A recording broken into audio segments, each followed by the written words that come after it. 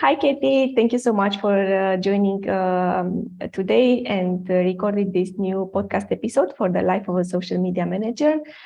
Before to jump in and discussing about your struggles and lessons you learned through the years, can you tell us a little bit about yourself? I would love to. Thank you for having me. I'm really thrilled to be here and have this conversation. Social media is one of my favorite topics. So I am Katie McKiever. I'm a social media consultant, and I am in North Carolina on the East Coast in the United States. I have lived here for about 20 years, and I went out on my own and built my own consultancy as an entrepreneur. Starting the beginning of this year of 2022 is when I started on my own. And it's been a really thrilling journey. Prior to being an entrepreneur, I was in healthcare as a social media manager and brand journalism manager at a local healthcare organization, a large one. And then before that, I was inside a newsroom at a local broadcast news station as a social media manager, which was fast-paced and fun. And I've been in social media professionally for over 12 years, and it's truly a passion of mine. I'm obsessed with it, and I love helping people with it. So a lot of roles and a lot of different industries. So right now you are working as a social media consultant. Can you describe a little bit this job title, and maybe you share how your days look like? Yes, I help large to small organizations, businesses, even solopreneurs, which I love, help them learn and plan and strategize with social media. So I have a few ways I work with people in a coaching capacity, also in kind of one-off custom consulting terms where I go in and maybe help with their team or their internal team with their processes, with their plan and strategy. Also, I do workshops, which I love as well. Everything from the nitty-gritty of how to do reels to overall strategy to platform specific of LinkedIn. I'm a teacher at heart. So that's what I love doing, is teaching people how to empower themselves with these channels, because ultimately these are our platforms. These are our stages to tell our story, to connect with people, to grow our brands, and to get business. And they're so powerful. They're completely free. And I just want to have as many people out there using these tools as possible, because I know they can be very intimidating. They can be very scary if you're not sure what to do. I'm just here to give people permission to post, to talk about their expertise, to put their brand out there, and to connect with the clients that they need to connect with. So my question here is, being a consultant is more appropriate to being a social media strategist in this role? Yeah, how I approach it is I can wear multiple hats as a consultant. Mm-hmm. So I can be, just a coach, kind of in the back pocket of somebody if they just need to reach out and be like, hey, Katie, is this a good post? How should I do this, or what have you? I love being that person for my coaching clients. And then from a consultant standpoint, I love giving, a full package of a strategy from A to Z. And that's everything from audience to platforms to content pillars to content calendar, engagement strategy, metrics, all of those elements, wrap that up in a bundle, hand it over so they can run with it. And I can be available for, follow-ups and et cetera. But the ability to give people the power of social media back to them is just everything, because everybody truly can do this. And yes, I've been a manager. I've done social media management for 12 years. That's just not my journey right now. I'm here to empower others, to teach others, to package a strategy together that works for them And that's what I love doing too, is customizing. So I know you're coming in, as a retail organization, local retail. So let's consider all of the local opportunities that we have. There's just so many nuances to each industry or to each business or to each entrepreneur, to each, even personal brands, which I love working with. There's so many nuances that I come in really with the eye of that brand. And how can we customize a strategy for you to help you impact in the most efficient, effective way? And that's what it's all about. No strategies, one size fits all by any means. Yeah, true that. So how did your passion for social media start? Around 12 years ago, I was in a commercial real estate consulting organization and was doing sales and marketing, and pages for Facebook just started becoming available for brands, for companies. And I was like, what is this? I would heard, everybody knew MySpace and what have you, and then Facebook at the time was still just very college oriented to college students. So then it started becoming an emerging platform for businesses and for brands to really hop on. I saw the opportunity, built the page for the business I was in at the time, or where I was working, and started managing that page. And it was such a thrilling experience. I was like, oh, this is really good. Because at my core, I'm just a people person. I just love people. I love getting to know people. I love talking to people. So this was that at scale. This gives me, one click away from anybody in the world. That's how I view it. So this was the opportunity to tell a story from a brand perspective online at scale to as many people as you could reach. Built the page, managed the page, then started seeking other people, because at the time, this was not an industry that was even, social media was not an industry. So I was trying to get around other people who were kind of doing this in their marketing roles, or kind of were doing this in, other communications roles, or that were packaged in these other, teams, because there wasn't a specifically social media roles back then. So I found a group where I am locally and started networking with them, and just really built from there how other people were doing it, and just learning, because even still to this day, social media is just such an ever-changing wild west. You have to get around other people and really engage, talk, learn from other people directly who are, practitioners who are doing this. Because you can read and study and whatever, but until you can have the nuances of what everybody's doing with these, changes, that's the jam. So I started doing that, and from there, built into social media roles for myself.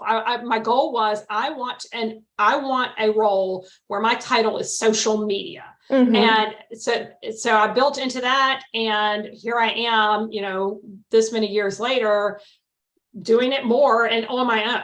Yeah, and it is fascinating because during all these 12 years, the landscape changes so much. And now Facebook is almost different from the beginning. Now we have TikTok, we have Reels, so a lot of things changed. So it's pretty fascinating to see the evolution of social media and to understand the mechanics behind. So what are the most significant challenges you faced over these years in your career? Challenges being kind of helping, challenges that trying to help people over kind of the mental hump of social media, if that makes sense. People come to me, I think the core issue that people have, social media managers aside, because I think we have, social media professionals aside, I think we have kind of our own axe to grind with social media in a way. But my clients and the people I work with and the people I talk to, just, people know that I'm, obsessed with social media, and that's what I do. So pretty much anywhere I go, they know, oh, Katie's the person to ask for questions, or, or to ask, oh, my Instagram account got hacked. What do I do? Just all the random things. And I think it all boils down to when people ask me various questions, or how do you do this? Or why do you do this? Or what's up with this? it all comes down to feeling like they have to do everything that everybody else is doing, and feeling like they're looking at everybody else doing all of these things, and it's overwhelming. It's 100% overwhelming. So just making that simple and impactful, and in a way that other people, businesses, brands, personal brands can use social media for good, and can get rid of all that head trash of, no, I can't do this because I couldn't do it as good as this, or I can't do this because this is too hard, or just washing away that, putting blinders on and saying, hey, you can do this. It's very simple. If we just put a plan together, you can work it, stick with it. Don't look at what everybody else is doing, and just go and reach your people and serve your people, because that's where people get hung up, that they miss the opportunity that's literally in the palm of your hand, that you can tell your story, you can find your people, you can connect, you can make money. So, and then on the other side, us as social media pros, we get hung up on all the ever changing. I mean, just like anybody, but the fact that we have to learn it, we have to keep up with it. But I think that's ingrained, that I thrive off of that. I just know that things are always going to change. You can never get complacent. You can never feel comfortable, because the next day, somebody will pop up with the latest platform or the new change or whatever, and you got to go. So that's our game as social media professionals, is being okay and calm, and not playing into, another thing, because that's our jobs. If you're in it, you're in it. This is part of the game. Yeah. Okay. So if you have to talk about social media strategy, what are some key elements for creating a good social media strategy? I always look at social media strategy from a holistic standpoint. So I have worked in every form of media. I've worked in radio, broadcast news, print, blog, online, digital media, and now social media, and PR, communications, marketing. So I look at social media from a holistic standpoint, meaning if we're working on a strategy, I'm working with a client here, and we're executing a calendar and content and messaging, then I know maybe there's an opportunity, I'm always thinking big picture. So there's something coming up in their industry, a timely thing that just popped up in the news.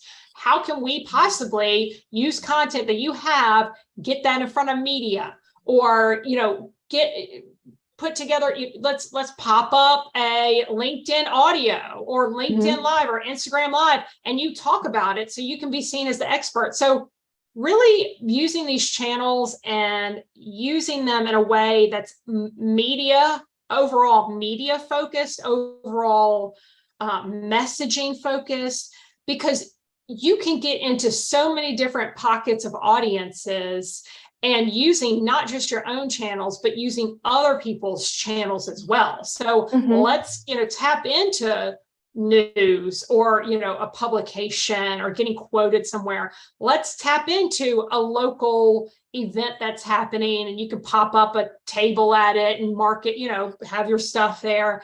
All of those things touch social, and either social can inform those, or social can help supplement that on the back end. Say, you popped up a table where you're selling your stuff at this local event.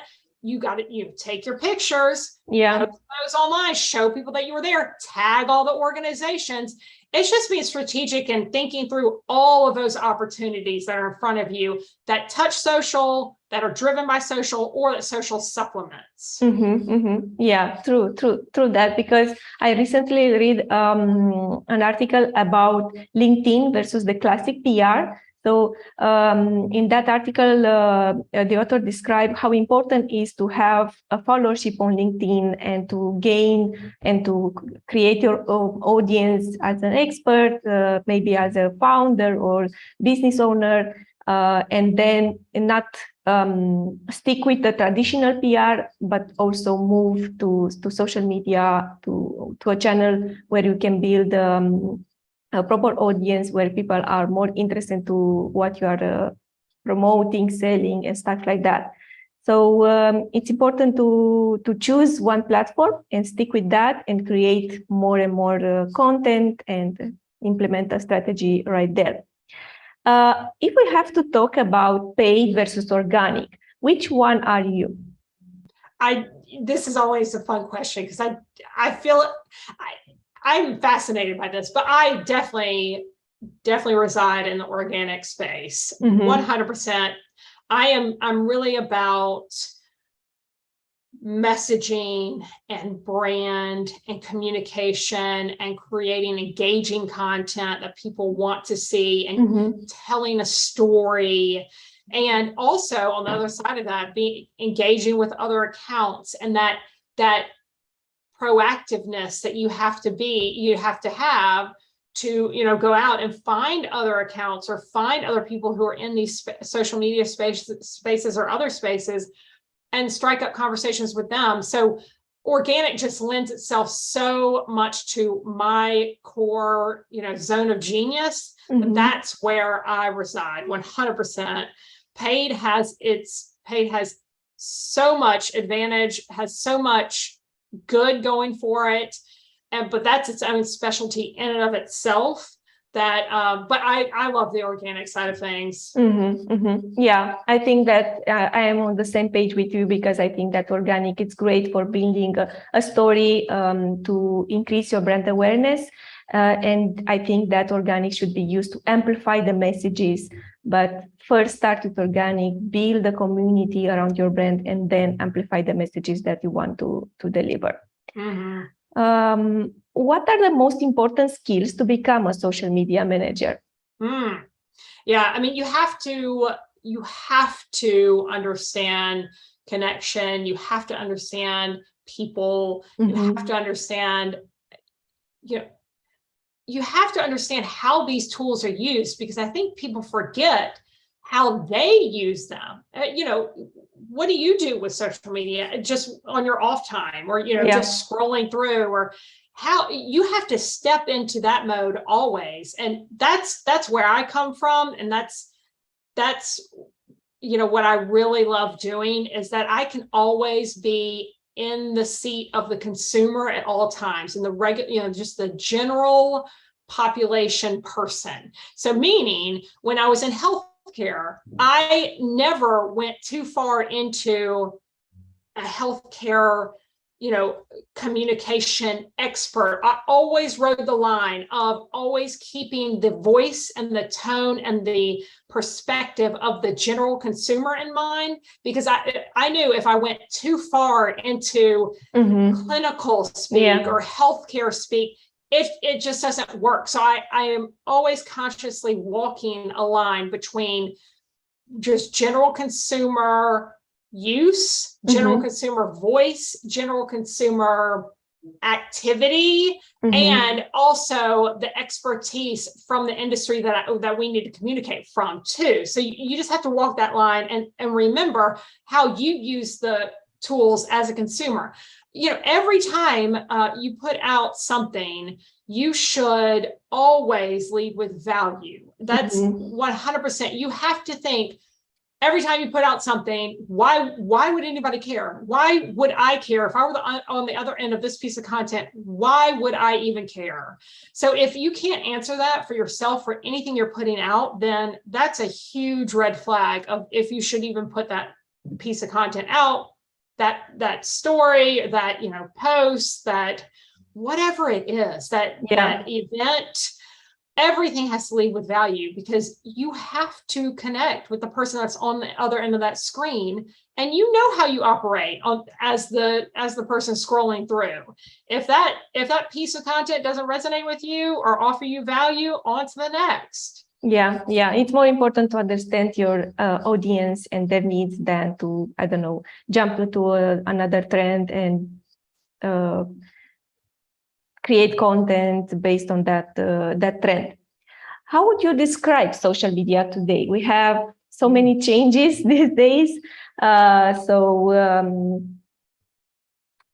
think only in the last week, we have 4 or 5 changes only from Instagram. So it's a lot for social media managers. So how would you describe it, the social media landscape? The social media landscape, again, always changing, ever changing, and just find a place where you feel like you can reside and you can really stand out. I think, as social media professionals, yeah, we need to know a lot about a lot of different things. And that's very, very important. But let's help our clients, our customers, our teams remember that, and this is what I do, that these are platforms for them and that they can do with them what they want.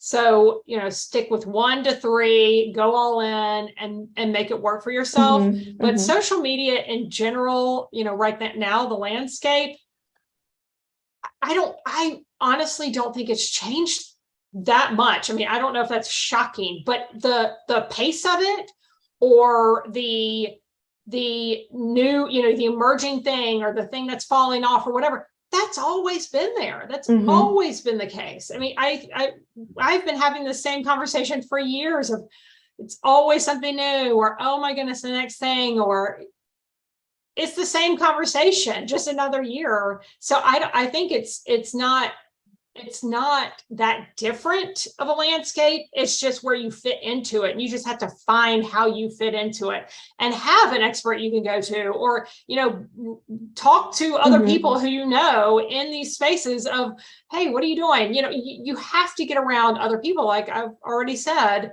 you have to get around other people and really talk this out, because you can't just be alone on an island and figure this out on your own or for your own team. Just make sure you're really plugged into others that can help figure this out for you, and you can kind of lean on each other, because it's not anything, there's no, you can learn it in college, there are majors, you can major it in college, all these things, but like there's best practices, yes, but there's no core foundation other than just knowing how to communicate and knowing some tech, like knowing how to work some apps. Other than that, anybody and everybody can get into it.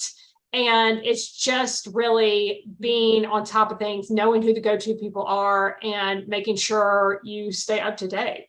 Yeah. And also, I think the core fundamental won't change over time. So people, I think, should consider this over the trends and the changes. Why do you think people share posts from brands on social? Okay, this is, I think, the ultimate form of flattery for a brand.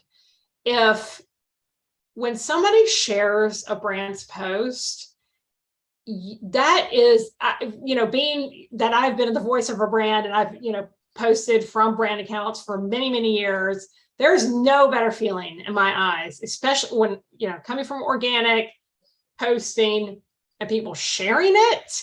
Like that is the top of the iceberg. That's the tip of the top, the best compliment that you can get as a social media manager and as a brand, but knowing you're the person behind there, pressing the buttons, publishing things. So what that is, and from a engagement, metric standpoint, shares always beats out any other engagement to me. Mm-hmm. Because that user saw your post and your brand's post as something good enough to share with their audience. And that's almost like an invite into their home, like from a stranger, maybe, I don't know, they might have been following your brand for a while, but it's almost like they just invited you into their home or into their neighborhood or into their, family reunion, because you just got served up to their audience and potentially their entire audience, depending on how much, how many people see their posts.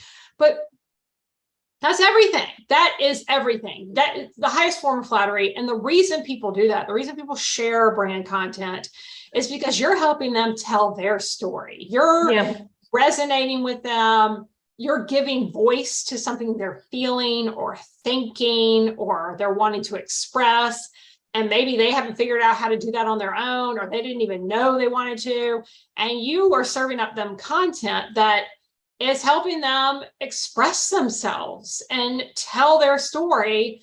And it's everything. Or you're sharing something really, really impactful and educational that they want to, make sure other people know about. So it's just the ultimate. That's the best feeling. As somebody who's been on the other side of brands, to see that share. I think if you have to measure success in social media, the success of your content strategy, I think shares is an important metric here. Thank you so much, Katie, for sharing all these insights with us and ideas. Can you tell us where people can find you? Yes, absolutely. Well, I'm Katie McKiever on most all platforms, KATIEMCKIEVER. Love to talk to you, get into my DMs. We'd love to have a conversation. If you want to talk more about social media, again, it's one of my favorite topics. And I love talking about short form video, communication. So if you have any questions about social media, please feel free to reach out, ask on any of my social media platforms. Also, you can please sign up for my weekly newsletter. Every week I put out a weekly newsletter with the latest in social media platform changes, updates. That's what I love to do, is just offer value and help people make sense of these platforms. So I have those links in all of my profile bios and to sign up for my newsletter. And that's what I love. And I would love to help anybody out there with that. Thank you so much. Thank you so much for listening this podcast episode. And yes, if you want to get some updates, social media updates and news, just follow Katie. You'll find the link in the description wherever you listen to the podcast. Thanks again.